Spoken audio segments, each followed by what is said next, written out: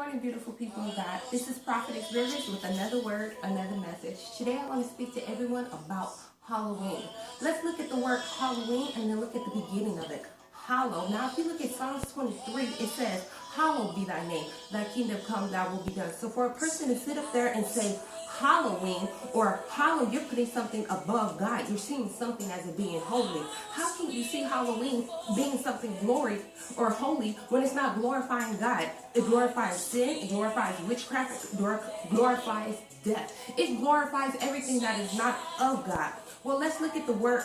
Well, let's start off with the Jewets. The Jewets are the first people that ever started witchcraft 2,000 years ago. Now, they believed May 1st was the beginning of the summer, and they believe that October 31st, November 1st was the ending of summer.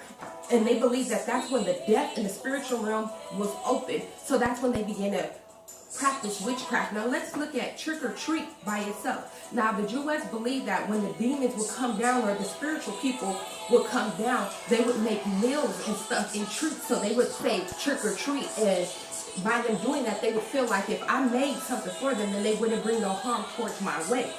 That's why you get the word trick or treat. Now let's look at the wearing of the mask and the wearing of the costumes and stuff. They believe, the Jewets still believe this. And remember, Halloween is a pagan holiday as well. So you have to understand, when they would wear the costumes and the mask, they were like, if we blend in with the demons, then they'll see us as being one of them. So it doesn't matter if your child is a little princess or something. That's what they used to do. Now let's look at the jack-o'-lantern.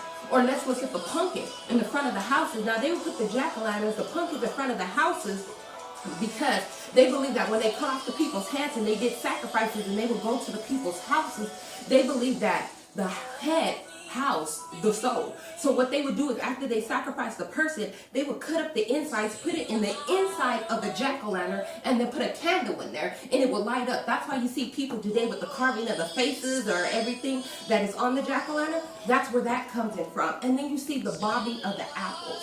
Well, let's look at that. Now, what they used to do with the bobbing of the apples, like I said, they would go to the people's house and they would say that they wanted to sacrifice their children. That's why a lot of children participate in the trick or treat. That's why a lot of children participate in Halloween, because what they would do is they would go to each house and they would knock on the doors and say, I want to sacrifice your child. Now, if you would say, no, you couldn't have my child, they would say, okay, on one condition, we won't kill your children and you. What we're going to do is we're going to line up all these kids, and they would have a tub full of boiling water with apples in the inside. And what they would tell them is, if you can put your head in the inside, and if you can bob an apple, if you can get that apple on the first try or on the second try, then you will be released. And if they weren't able to, they would burn them at the top of this little thing that they made. Now let's remember, it was full of boiling water. So 9 out of 10, as soon as they were dipping their hands in, it was scarring them and disfiguring their body.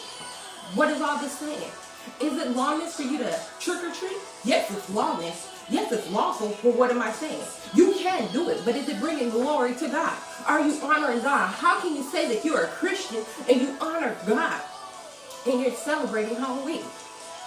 If you want to buy your kids some candy, then buy your kids some candy all year round. If you want your kids to dress up as a little tiger or a little princess, then you need to build that child up, growing up as a child, telling her you a princess, and then when you get older, you be a queen, and then you're going to marry you a king.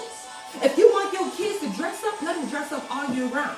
What I'm telling you is that all that you do, give God the honor, glory, and praise, because he sits high and he looks low. So as you go out celebrating something that specifically says that it glorifies the devil, how can that bring God glory? Remember, I love you, God loves you, and all that you do, give God the honor, glory, and praise. To God be the glory.